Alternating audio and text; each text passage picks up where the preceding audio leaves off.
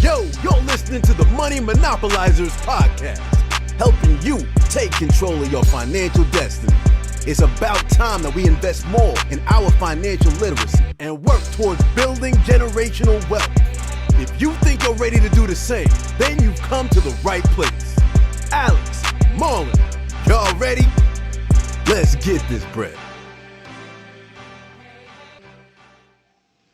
What's good, everybody? It's Alex Camullo here, and I am here with my co-host, Marlon Walls, and we're back for episode 2 of the Money Monopolizers Podcast. Marlon, how you doing today, bro? Man, I'm doing real good, especially after seeing all the feedback and views that we got for the last podcast, man. We think it's going to be something real big moving forward, and we just trying to keep on pushing out this content so they can have a lot to learn from. Oh, yeah, definitely. How you been doing, man? Oh, I'm good, bro. It was, like you said, it was a good turnout on that episode. I'm glad that we was able to put out something good that people enjoyed and able to get some value from. So, I mean, moving forward, that's the goal, to be able to continue to stay consistent with that kind of content and just continue to put out good stuff like that. But, I mean, other than that, I mean, we just, me and Marlon, we are in a deal along with someone else here in San Antonio, and we're we just put that house on the market. So it got a lot of good activity this weekend. So we should actually have that under contract here probably by tomorrow. So we got 3 offers already just in this first weekend alone. Marlon, I didn't even tell you we got another offer on that one. But we got 3 offers. They at asking price, all of them? So one of them was at asking price. One was pretty trash, so I'm not even gonna entertain that one. And then the other one we gonna really like. So that's what she told me. That's what Tanya told me. I didn't even see it yet, but she said she said we're gonna like it, and so we're gonna talk about it tomorrow. So we'll see. But I'm looking forward to that. Right. So we'll probably have a lot more information on like the background, like the purchase price and all that stuff, like all the details of the deal, probably on our next podcast coming up. Facts. We'll talk a lot more about our real estate deals moving forward. But for now, you got. Yeah. So yeah, let's get on with this episode today. So today, one of the topics that we'll be talking about is something that we believe is the most important asset on the path to financial freedom, and that is your mindset.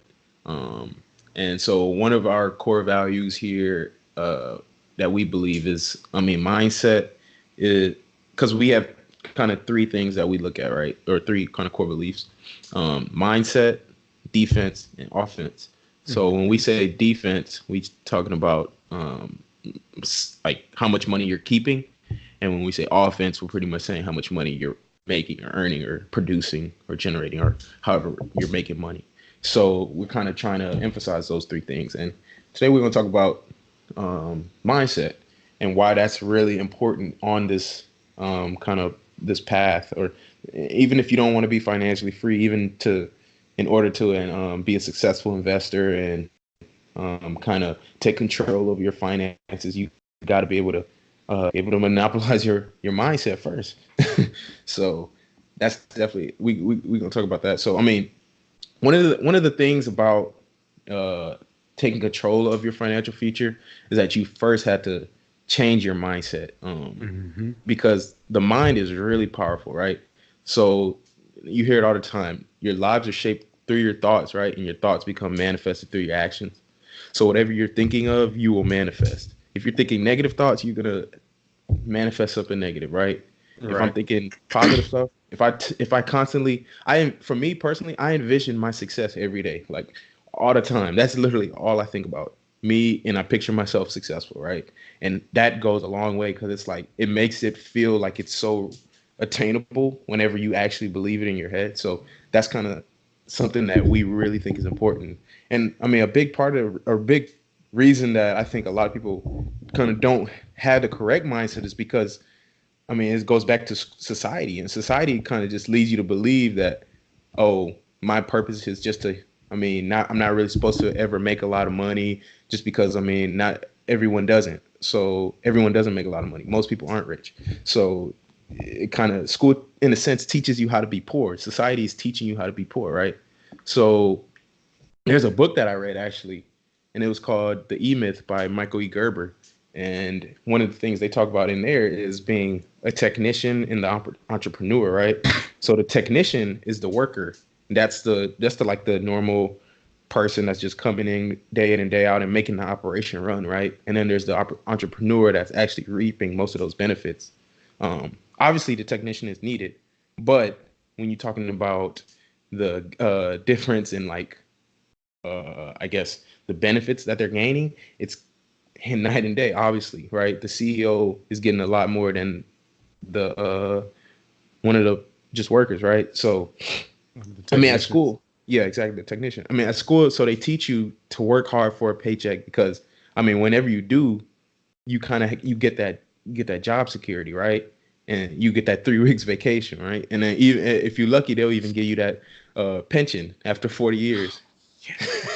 So that's just society just molds you into that direction, right? I mean, like we were talking about last episode, school doesn't teach you how to be an entrepreneur. They don't teach you how to run a business. They might teach you how to, manage a business in management classes, but they don't teach you how to efficiently like operate and open a business, right? Mm-hmm. And kind of do that, take an entrepreneurial route to that kind of stuff. It doesn't teach you to do that. So, I mean, inevitably, most people they end up in a trap, and they don't really realize it that they're in this trap, right? So, without having the financial literacy, you're gonna fall into this trap because, I mean, that's just the way society is. That's the way it's been pushed towards you.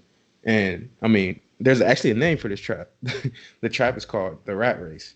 So, Marlon, you want to kind of explain to them what exactly the rat race is? Yeah, so the rat race, it was actually a term that I first saw when I read the book Rich Dad Poor Dad, which we mentioned on the first episode. That book, well, in it, he talks about how people get into this cycle of just going to work, waking up early, going to work, then once they're finished work, they just come on home, eat dinner, go to bed, and start all over the next day. It's just a constant repetitive cycle. And it's like you can envision a rat running on a wheel. No matter how fast the rat is running on the wheel, he's essentially going nowhere. And that's exactly what people are doing in society. That's what they've been taught to do, more so because of what they were doing in school. Yeah. If you think about school, you know that you just so happen to go to school at 8 a.m. and leave at about 4 p.m. And that they basically just saying they just training you up from kindergarten all the way through once you graduate college, just knowing that in that same routine, doing the same thing every day over and over. And then they just transition you to the real world and just give you an extra hour, 8 to 5 or 9 to 5. It just push everything back from 1 hour, 9 to 5 now. Yeah. So it's basically just getting into a rut almost, especially like when you're in school. One thing that I noticed when I'm here at Purdue is that all the ruts that are in grass. So I always notice that people take the path of least resistance, and they just always want to walk through a patch of the grass when it's like paved with a certain when just paved with people walking through the same spot all the time. And what I don't like is that you're essentially just getting into a rut and just doing the same thing over and over every day. And that's exactly what the rat race is talking about, doing the same thing every day. Essentially, you're just running somebody else's business, because think about it. If you have a CEO at the top and they are running the business and you're the technician, like you were talking about, the rats are the technicians. You're running that wheel super fast, but you're not ever moving up to that CEO level. Mm-hmm. And once you're all said and done, like once you're 65 and you're tired of running, you just fall off the wheel from exhaustion. And what's the CEO do? Hey, next rat up. Go and get on the wheel. Keep on running my business. They've been molding that next one already. Exactly. So it's like, hey, you next man up, right? That next rat, that rat over there, like, oh, I can't wait to run that wheel. So can't wait for that promotion.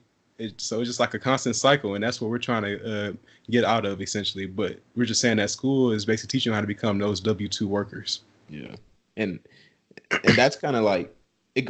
Because last week we were talking about how in order to get things that other people don't have, you got to kind of do things other people don't do, right? So you had to know and believe that everything that you thought you knew about money and wealth creation is wrong. And that's because, everything that you know is based off of the ideology that I'm going to be working until I'm 65, right? So if you want to be on this path to financial freedom, you got to know, like, okay, all the stuff that I was taught, that's not it. That ain't it. That's not how you get to that's not how you become financially independent, right? Because I mean, you're taught to go work for your money, get a good education, get a high paying job, and then go make money, right? So they don't kind of teach you the ideology that the only people that really do that are the people that are poor and middle class. Wealthy people have their money work for them. Poor middle class people go work their money, right? Active income versus passive income. So, but society is kind of enables you to believe, like, okay, just get that security, make you nice and secure, right? So it's easier to work for money, right? Because you get that security, and it kind of limits your fear, and fear is what like dominates people. Like, so you have the reason people go to work is because of fear of not paying their bills, fear of not having enough money, and the fear of having to start over. So that ultimately leads you to become a slave to your money instead of your money working for you, right? So that's just kind of how I see that. Marlon, what do you think about that? Right. You was talking about fear, and I want to add like an extra little piece onto that, because it's really like fear is one emotion that dictates how people operate, and also greed though. So think about this. When you first get out of college, you have a fear of not having any money, because now you're like, okay, I have maybe student loan debt I need to tackle. So now I fear that I have too much debt, I won't be able to live my life the way I want to. So now the first thing somebody wants to do is go get a job. So, but with that fear, they get a job, and now they start seeing money come in. Now that leads to greed. When you start seeing that money, now you're like, okay, now I got a little bit of money, but it's like you don't have that same satisfaction for long. You always want more. That's how people are by nature. So they become greedy and want a little bit more. And so that they end up just trying to push for more. They end up getting a raise maybe. And all of a sudden you have more money. Now you're fearful of losing that money. So that pushes you to keep on working more. And you just get into that constant cycle of just always wanting more. The problem is with all that, because it's good to make more money, but nobody ever works on their mind with it. And because of that, as they make more money, they start spending more money. And so that basically just as you work up the ladder, keep on making more and more money, you end up being somebody just with a large income but still living paycheck to paycheck. So it's basically like having a high income but having a poor or middle class mindset. And that's what people don't understand, is that instead of more money is not going to solve the problem. Changing your mindset and understanding how to use money will solve your problem. So Marlon had mentioned something, and it kind of made me think of something. So when most people need money, the first thing they say is, "Oh, I should get a job." That's the first thing that comes to their head, and that's like, in reality, that job is conditioning you to be content with a paycheck. So that job is going to give you a paycheck, and you're going to get a paycheck. You know you're getting that paycheck every 2 weeks, right? And you know it's coming in. It's 100% guaranteed. So it's conditioning you to be content and become okay with that, like, one source of income, because you know you'll always be getting money. So that's kind of, I look at that as like reacting emotionally instead of like reacting logically. So thinking logically would be saying, whenever you need money, it's be something like saying like, oh, is there another way that I can earn money, or is the only way for me to go get a job? Is that like the only thing I can do right now? And I mean, most people don't really think about it from that perspective, which is understandable, because society has like trained you not to like think of it from another perspective. Society has trained you to believe that you have to go get a job immediately. And I'm not sitting here and telling anyone that they're not supposed to get a job. I mean, I have a job myself, and I have a job that I enjoy.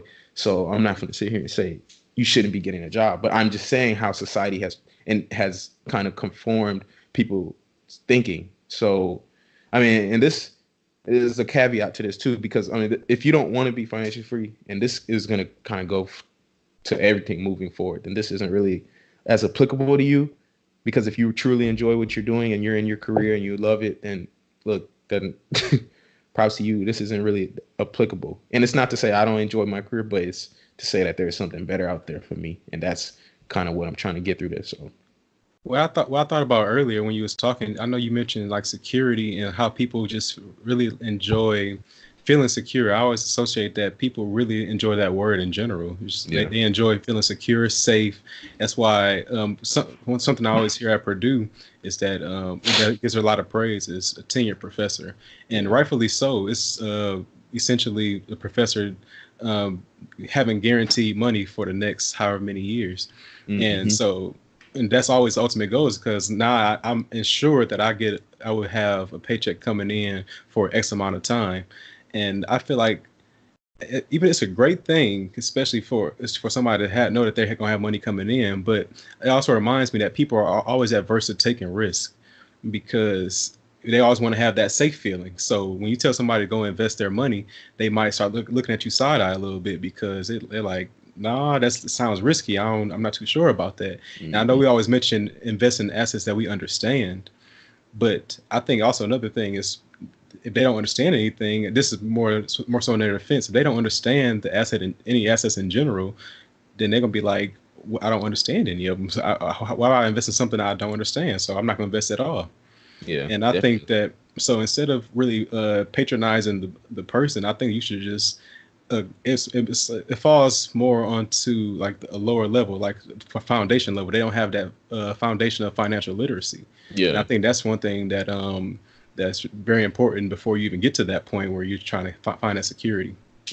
Financial literacy. I'm glad you brought that up. That's like the foundational element of all of this. Wealth creation. The bottom of it is financial literacy. That is the foundation, right? That's the subgrade of it all. Without that, then the whole structure is going to fail. It'd be lucky if you even get it up. So that's like the key to it. Because the thing, a lot of people, they actually try to focus on the money itself rather than the financial literacy. And that's, to me, that's crazy. Like, that's like trying to like become a surgeon and you never go through residency or you didn't go to med school. Come on now. That's not going to work. You don't, everything in life, I mean, in order to kind of achieve anything, you had to be knowledgeable in that, right? Even no matter what it is.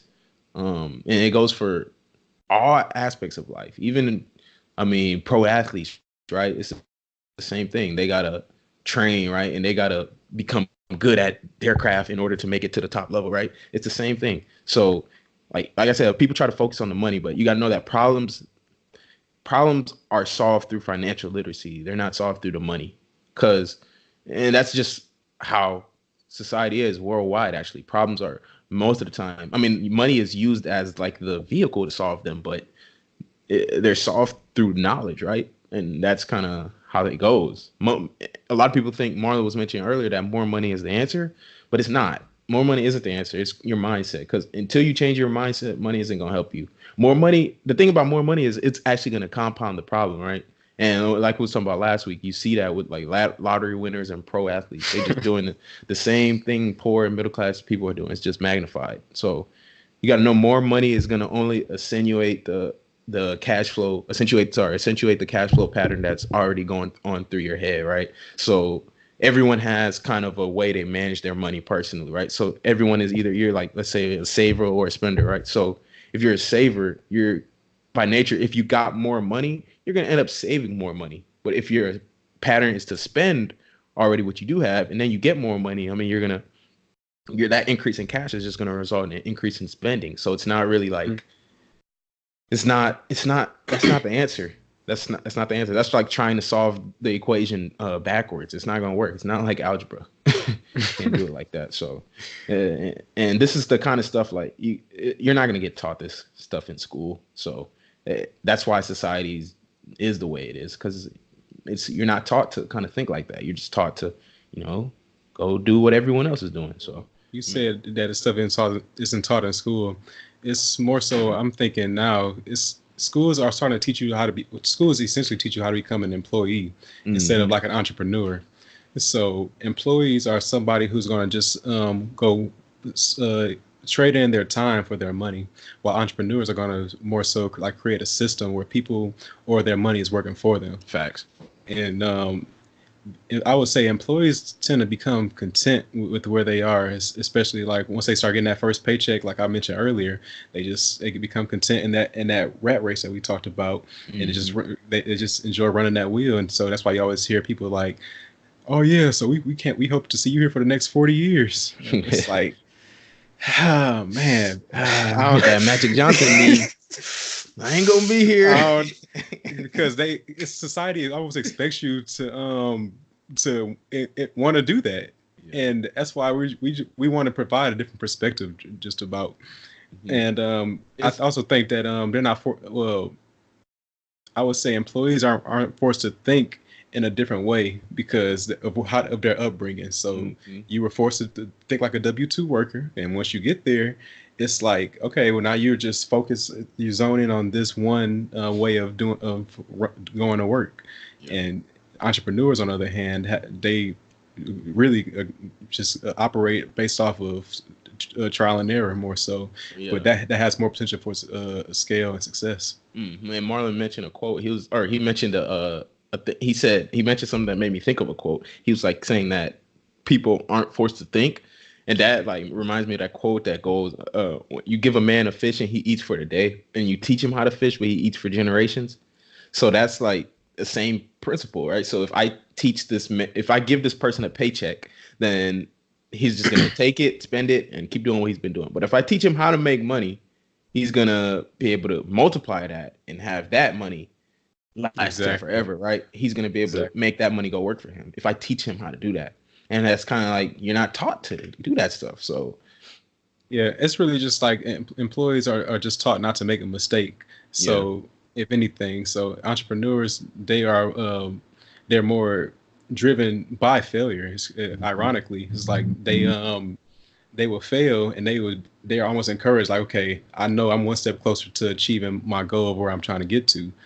And versus an employee might be taught not to fail because it's like frowned upon, where somebody who's trying to achieve success like an entrepreneur would be. It's like, go ahead. Like, sorry, but feel like failure is like key to this too. You talk about financial literacy, failure is right down there too. I wouldn't say it's like a foundational thing, but it's very important to embrace failure whenever you're on any type of journey, right?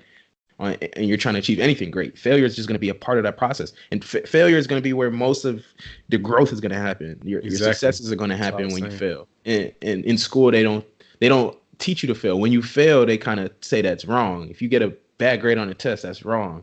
If you do bad on a project or you do bad in school, that's wrong. But if you look at it from an entrepreneurial mindset, like failure that's where you're growing. That's where you're learning. You're going to learn a lot more. And this has even just been in our first year of investing. We've just seen, like, I would say failure is a teacher. Dang, that's exactly what it's like. It's a way better teacher than success is. And I think it always will be. And that's kind of like, we just look at it as, whenever we do fail, I mean, for us in investing, when we do fail, we've had our failures. I mean, we lost $5,000 just like last month on a house. We lost out on that $5,000. Deal fell through. We lost the $5,000. But now we look at it as, okay, now we know that we don't need to do this. That's going to lead to that failure. And so we kind of just saw it as, that $5,000 was just tuition to the School of Hard Knocks, right? So not to scare anybody. It's just saying that they're with any business, like when you ever trying to scale to a successful point, just know that there's going to be some setbacks. Now, 5,000 may sound like a lot, but we always think of it in terms of where we're going is way more. It's going to have way more value, monetary wise and value wise to us, as opposed to just losing that one time $5,000. Now, the big thing is you just don't. You see, both of us are still here. We're not dead. We're not flipping burgers at McDonald's or something, just trying to get that money back. But we're just moving forward, and we're just encouraged because we know that we're not gonna make that same mistake again. We're gonna keep on excelling toward our successful point at one point. Facts. You take your L and you keep it pushing. That's my motto. Shoot, Marlon knows. I've been taking L's my whole life, man. Take my L and I keep it moving, bro. There ain't nothing to it. And that's a good mindset because it's like short-term memory. It's like, oh, well, keep it to moving because I know where I'm going in life. And that's the mindset you got to approach with. Facts. Society has made it so customary to accept the status quo about your financial destiny. Very few people ever even question whether or not there's another way. Stop right now and think. For real, think about this. Have you ever in your life truly believed that you can one day be wealthy? Or did you, like most, just accept that you're destined to be a middle-class citizen? I bring this up to make you think about it, not to chastise. As we always say, there's nothing wrong with wanting to work your day job, make a decent living, and are okay with just getting by. Everyone's different. But you should at least do yourself the justice of thinking about whether you chose to do it or whether you were coerced into it because that's what you're quote-unquote supposed to do. Now, if you do want to be financially free, you have to accept that the mindset you conceived about money in the past is not the way you should think about money moving forward. Continuing to think the same way that a society that employs people until they're 65 thinks will lead to just that, working until 65. By shifting your mindset and rejecting the status quo, you are forcing your mind to look at a new methodology. Through this, you become aware of your own capabilities. That's when you really unlock your earning potential and your true financial destiny. So earlier we were talking about how people enjoy feeling secure, and we want to try to tie that into a different topic, more specifically, why why you shouldn't leave your money in a bank. Yeah. And why that shouldn't feel like a secure thing for you. Yeah, because, I mean, a lot of people, like we were saying earlier, a lot of people, they like that security. They like knowing that their money is safe in the bank. They like knowing like nothing's going to happen to it. They like knowing, my money's there. It's just going to be there. I'm going to go look and it's going to be there still. And I'm going to go look again and it's going to be there still. They like knowing nothing's happening to it, right? They keep it there so that it's, number one, stays out of their hands. They don't trust themselves with it. Right. So they put it in their bank account and let it sit there. But we personally think that's a bad idea. Leaving money idle in the bank is a bad idea. And I want you to think of it from this perspective. So first, think of it like this. I have a triangle. Like, imagine a triangle. But if you're watching, and I got a triangle right here. This is a triangle that shows where a majority of people's money is going. So at the bottom of the triangle, you have the expenses, right? So that's where the majority of people's money is going. That's where money goes out your bank account and it never returns. That's the biggest part of the pyramid. So then in the middle, you have the savings. So that's money going into your bank account. It's taking a sleep. It's just chilling there.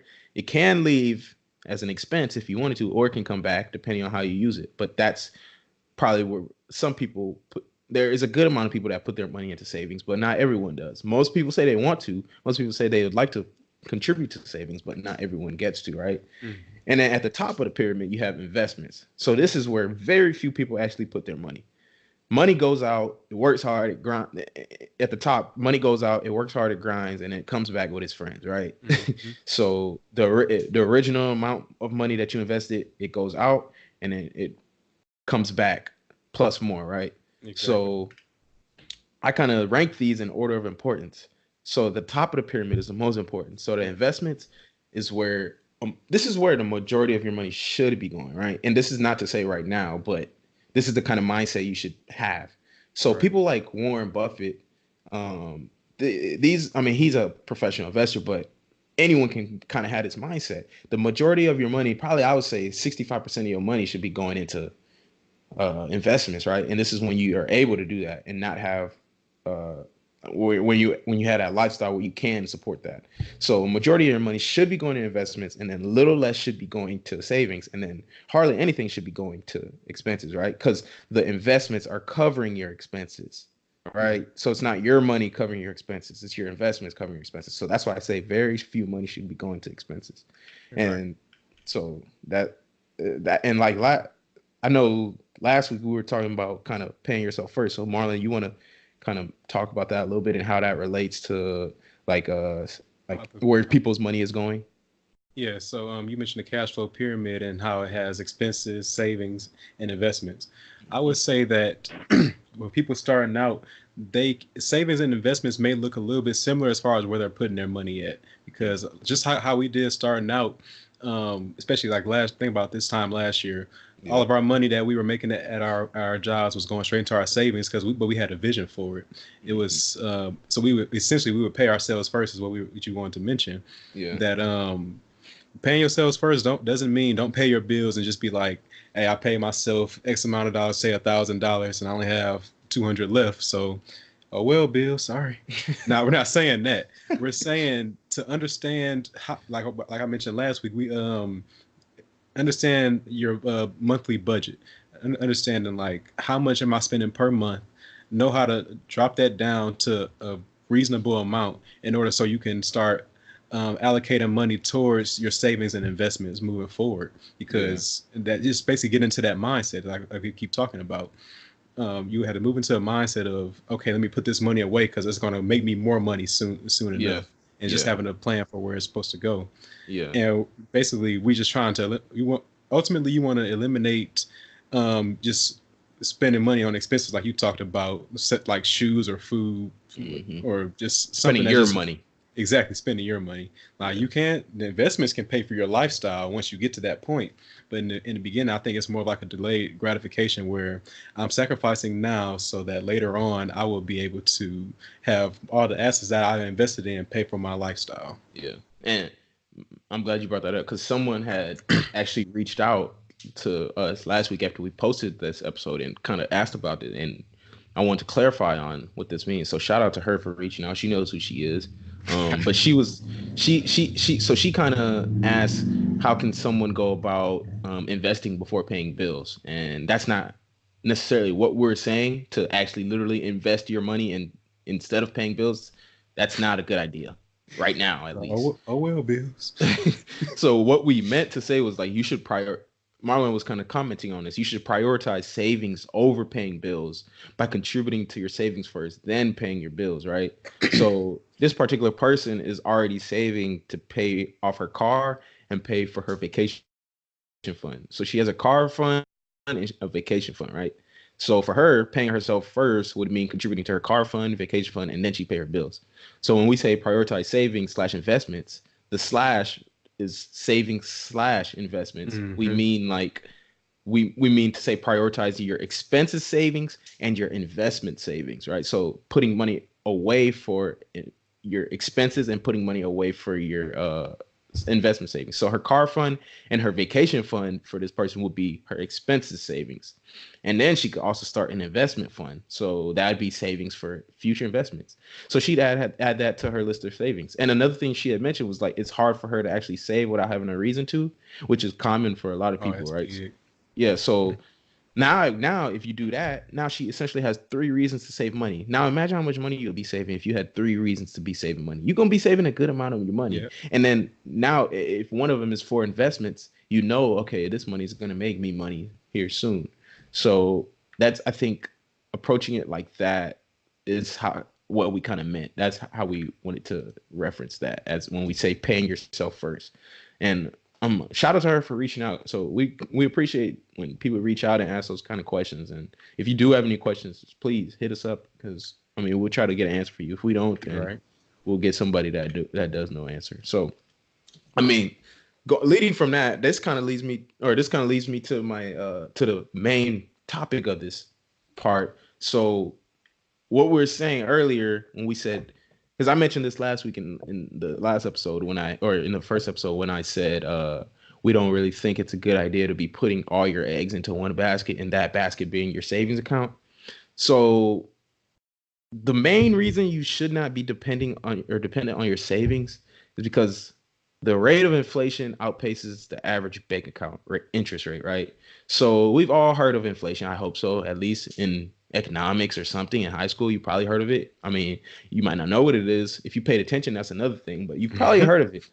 And so, but if you don't, a quick little refresher on what inflation is. It's kind of like, think about if you ever heard of, like, an old person say, oh, I remember how tuition was a lot cheaper back in my day, or I remember when a burger cost a nickel, something crazy like that, like whenever they were your age, right? So it's actually that those things, when they say that, it's actually the same price now as it was back then, and that's due to inflation. But because of inflation, the prices are now a lot higher, right? So inflation is really just the overall rise of prices and goods in an economy. So in economics, you hear about supply and demand, right? So inflation generally happens because demand is higher than supply in an economy. And the government really has a lot of autonomy over this. They have a lot of control over this because they can just adjust the supply of money in the economy, and they can control the inflation rate. Now, here in the U.S., it's about 2 to 3% a year. I've seen a bunch of different numbers between that range, but it's about 2 to 3% a year. And a good example for me, I remember last year, I know two-piece Tuesday at Popeyes was $1.17, and now it's $1.29. So shit, Still know the exact number you pressed. You know you went too much. Shoot, I'm still going today. So, demand is high for that chicken, so I ain't even mad at that, bro. But yeah, the point is that that it inflated. So basically, the rate of inflation caused it to go up from that $1.17 to that $1.29, though. Facts. Yeah. So it's because of inflation that you should not be leaving your money idle in the bank for long periods of time. You got to put it to work. Make your money work for you. Right. And you listen to what Grant Cardone actually had to say about this. In the Millionaire booklet, there's a chapter that says stay broke. What exactly do you mean by stay broke? What I mean by stay broke, is once I accumulate some money, once I accumulate enough money to where I'm like, I don't need this money anymore. This is more money than anybody should be walking around with, or more money than should be in the bank. Then what I want to do with that money is I want to take that money and I want to push it off. This is after I've invested in myself. After I've invested in the company, I do not want cash. What is Canadian dollar, American dollar, European pound, what do they all have in common? They're going down in value. They're pretend currencies. They're made up. It's made up. We're only as confident in them as if we give confidence and lend confidence to them. They're going down in value. So what I want to do with this money is I want to take this money and I want to use it, I want to get rid of it. I want to get it as far away from me as I can. So, yeah, that's Grant Cardone. Dude got a $300 million net worth. So, I would say he knows a little thing about money. And, what he's saying is essentially what we're trying to say, too, is value of money is decreasing. So by leaving it in the bank, you're losing money, right? So actually think of it like this. Y'all ever been to the bank and you seen the dum-dums on the table, right? You want to know why they do that?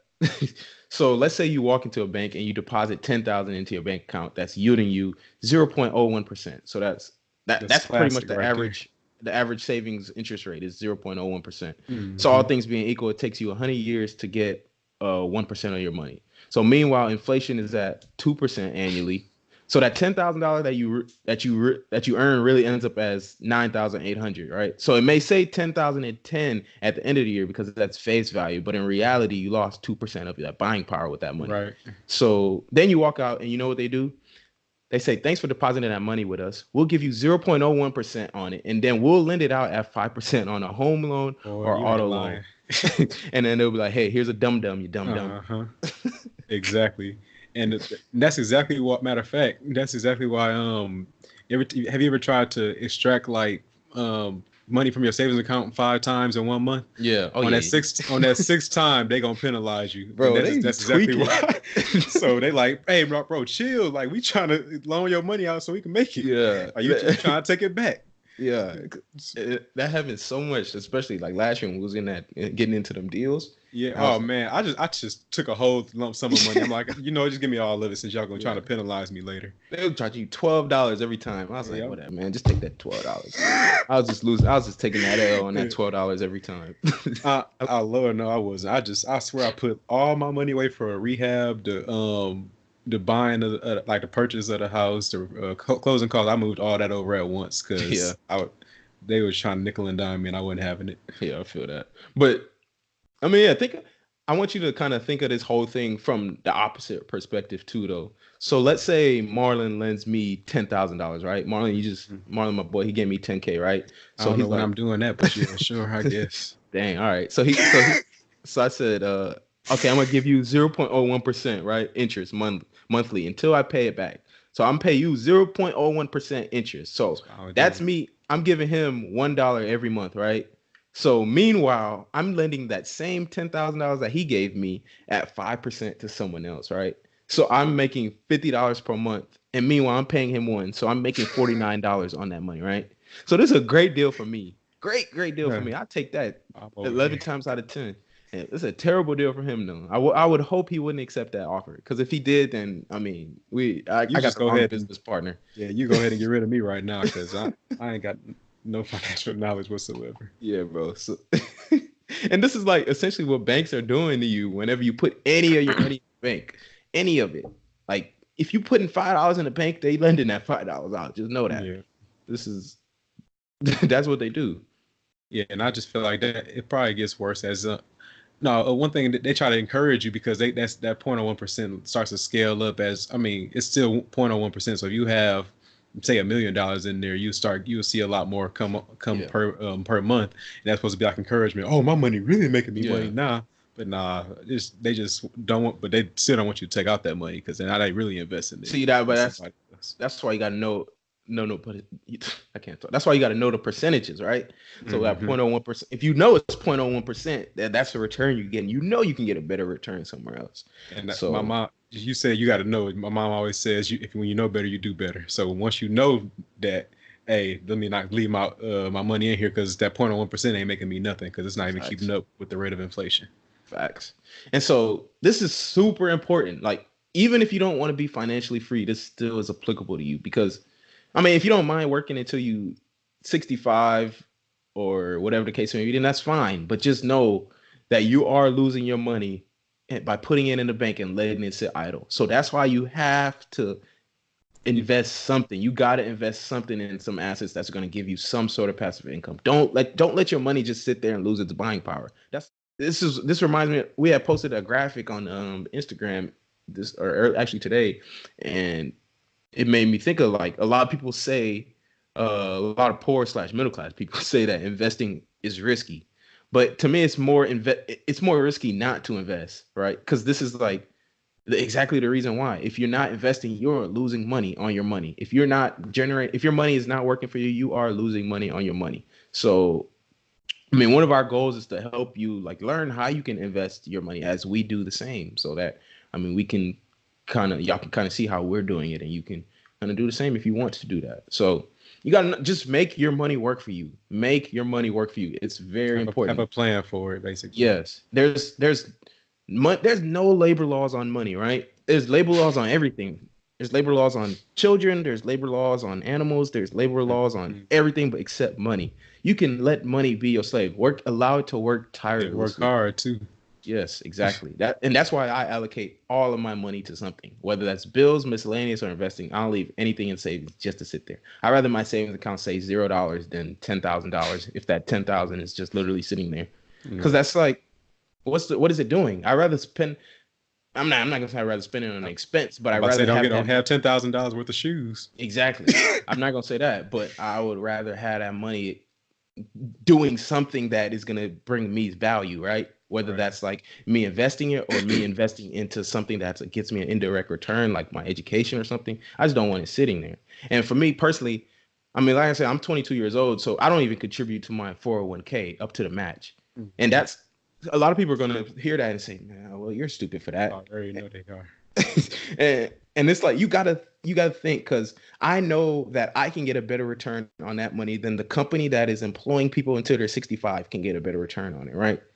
So I know, me personally, I can probably go get 150% return than that match. That's 100%. Like, if I can, because I know how to find deals in real estate now that can get me a return like that.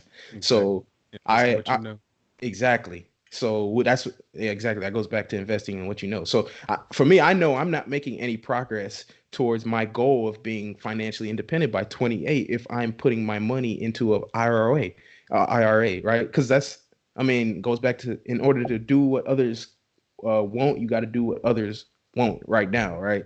So, I mean, it goes to you have to think about what your goal is. Like I said. Yeah, I was thinking, matter of fact, you said the quote, do what others won't, so later you can do what others can't. That's how it really goes.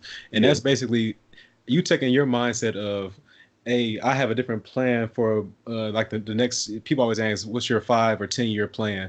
Your 5 or 10 year plan is very different from somebody else's that's in the same situation as you at work right now. Yep. So with somebody with the 10-year plan to be in the same position 10 years from now is like still working in the same job. Yeah, 401k may sound a little bit better for them because they know that they're going to be there for the next 40 years until they're 65. Yeah. Versus you, where you're like, okay, well, if my 5-year plan is to be retired, I need to be doing something way different than what anybody else is doing. That's doing what others won't.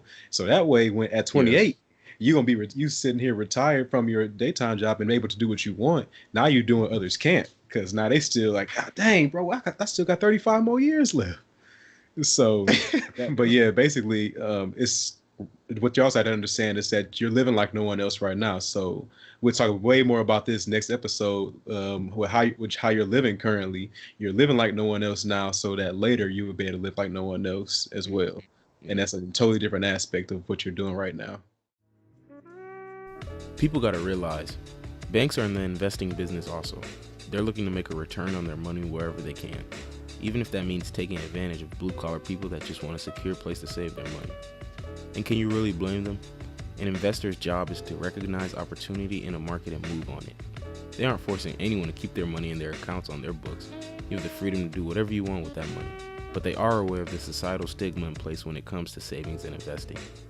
Many poor/middle class people say, investing is risky. What if I lose my money? When in reality, the real risk is not investing. To those people I say, well, what would you do if the bank told you, hey, every year we're going to take 2 to 3% of the money you leave in your savings account for no reason? I bet that would make them question their strategies. When you don't invest your money and you allow it to sit idle in the bank, you are essentially agreeing to giving a percentage of your money away for nothing in return. Doing this is reacting emotionally rather than thinking logically. You're just accepting what society has deemed appropriate about how you should appropriate your money instead of stopping and thinking, is there another way? However, in order to conceive a logical thought process here, a person will first need to be financially literate so they can recognize when they're being taken advantage of. So now what we kind of want to do is to close out this podcast is to kind of do a little Q&A.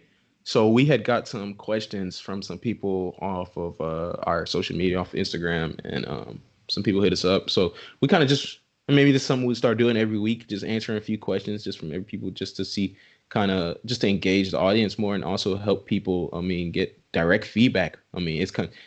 It's a lot easier to give answers and feedback and advice over, talking to someone than it is for me to text them, because it's just a lot more, and I can probably a lot to explain. Yeah, and you can go into a lot more detail just talking and help someone understand it a lot better. So, but yeah, this week we'll just do one question, and then next week or moving forward we'll do more if we have more. So yeah, this person had reached out and they said, okay, I was wanting to get y'all's insight on retirement plans. I've currently got 3, my police pension, a Roth IRA, and a deferred 457 plan. Hopefully you can drop some insight on it. Y'all be blessed. He said that at the end too, so shout out him.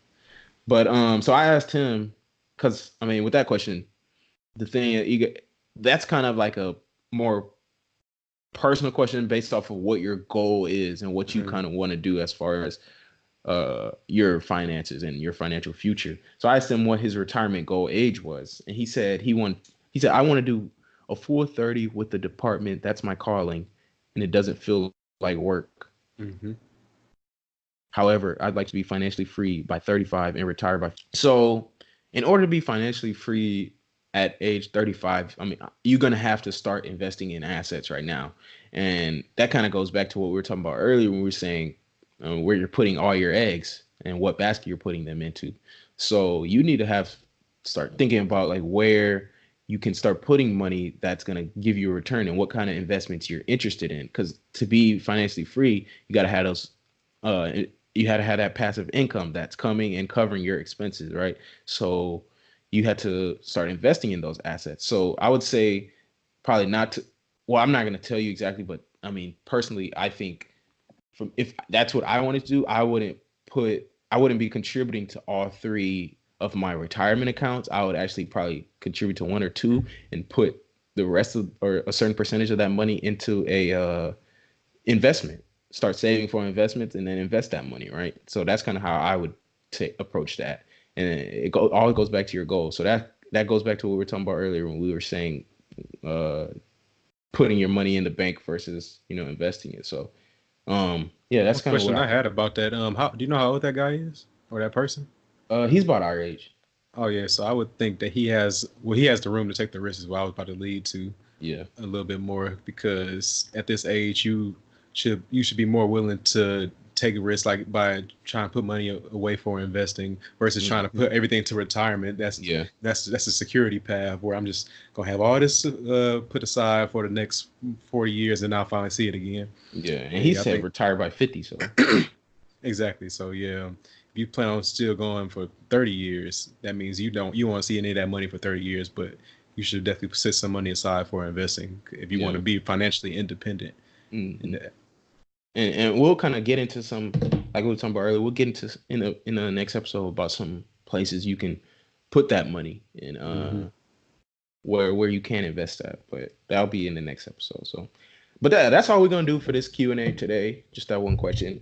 If you do have any questions that you want us to answer, or you want any insight or anything, please don't hesitate to reach out. We enjoy answering questions and giving advice and kind of helping people, because that also helps us learn, right? So the best way to learn is for us to teach it. So that's great for us, and I think it's kind of a win-win. So if you have any questions, hit us up on Twitter at the Monopolizers, or add us on IG, and hit us up on there at Money Monopolizers, or just hit us up on the personal accounts. But that's it for this episode of the Money Monopolizers Podcast. New episodes will be releasing every Thursday and will be available on all platforms. Just search Money Monopolizers wherever you listen to podcasts. We hope you learned something of value today. If you did, we'd appreciate if you rated us and left us a review on Apple Podcasts or anywhere else, because that kind of stuff helps us to be able to rank higher, and then we can reach more people. So that's going to help us be able to just reach more people and help more people. And that's definitely what we're trying to do with this. So you can hit us up on any of our social media pages. Like I said, on Twitter at the Monopolizers, or you can hit us up on IG at Money Monopolizers. Until next week, though, we out of here. You've been listening to the Money Monopolizers Podcast, helping you take control of your financial destiny. To learn more about how you can be in control of your money, visit moneymonopolizers.com. We'll catch you next time when Alex and Marlon share more personal finance and wealth creation tips with you. Now it's time to take action.